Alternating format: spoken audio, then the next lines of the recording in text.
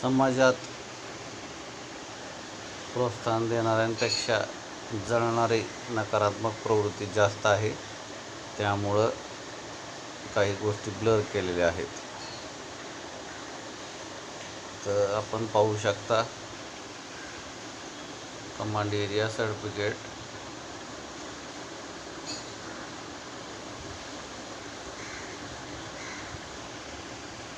Village, तालुका ज्यांना कोणाला मिळालेले आहे ते ब्लर केलेलं आहे. जिल्हा, तारीख, जेणेकरून की काही समाजकंटक घातकी प्रवृत्तीने लुडबुड करून त्रास देऊ नये म्हणून गट नंबर देखील झाकलेला आहे आणि त्या योजना देखील झाकलेली आहे.